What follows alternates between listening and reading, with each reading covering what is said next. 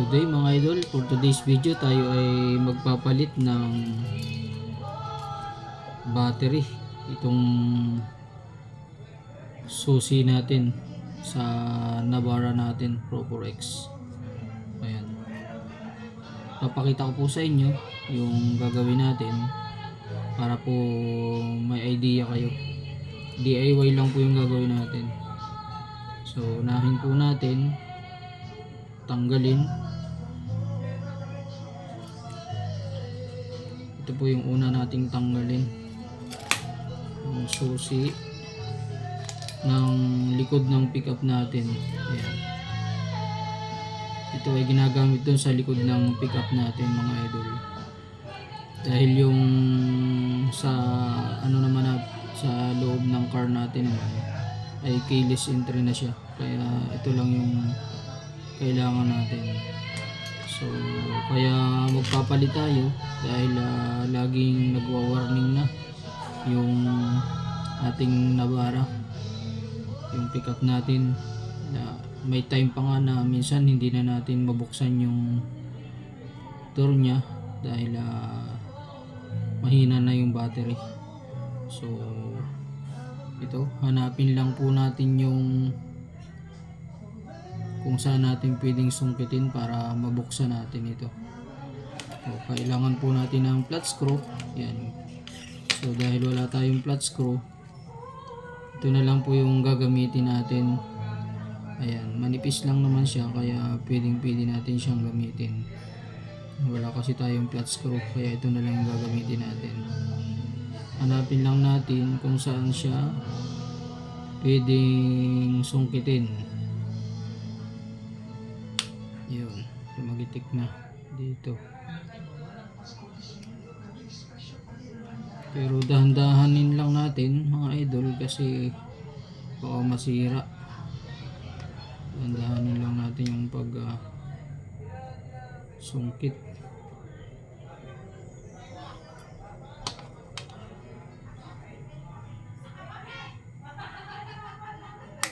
Yun. Tapos sa gilid. Yan. Panoorin nyo lang ako mga idol hanggang sa matapos natin ito para may idea po kayo. Ayun. Ganito po pala yung loob nya mga idol. Ito yung battery. So ito yung papalitan po natin.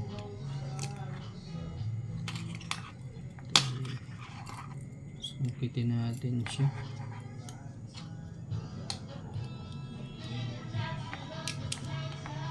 Oops. Yun. Natanggal na po natin yung battery mga idol. Ang number ng battery niya ay CR2025. Ayan. Linaw yung camera natin. So ito na yung nakabili tayo ng battery na pamalit ay sa SM Store. Ang bili po natin dito sa battery natin 250 po ito. So tingnan natin kung pareho. So ito Maxell po yung brand. Ayan, Maxell yung brand na nabili natin.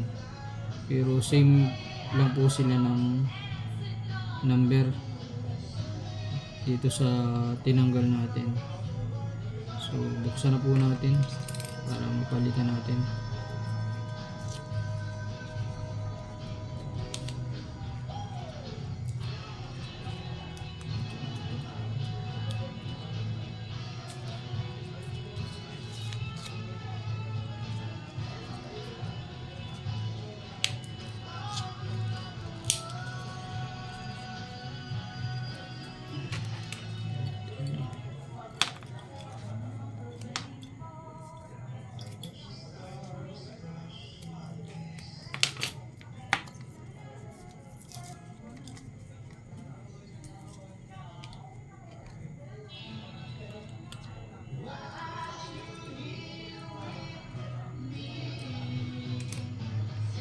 Ito yung luma natin.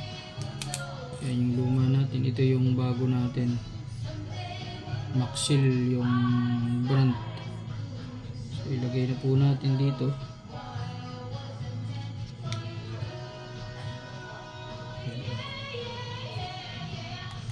Then unahin natin dito sa may kabilang dulo. Yan. Sagpungin natin yung kabilang dulo. Tapos diin na natin. Pagsabay natin yung diin para ano, dapat yun, magitik na siya mga idol. So yun, natapos na po tayo magpalit ng battery. Ganun lang po kadali. Yan, di na natin kailangang dalhin pa sa ano, sa manggagawa. Tayo lamang ay kayang-kaya na nating magpalit.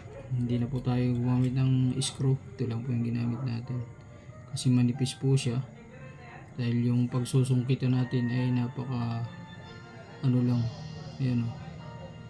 Hanapin nyo yung susungkitin dyan. Ay manipis to kaya tamang-tama lang yung ginamit natin. Ibalik na po natin. Ayan. So bukas pag alis natin, tatry po natin kung hindi na magwa-warning yung Navara natin dahil napalitan na po natin ng bagong battery. So yun lang mga idol, thank you for watching, have a nice day po and God bless everyone.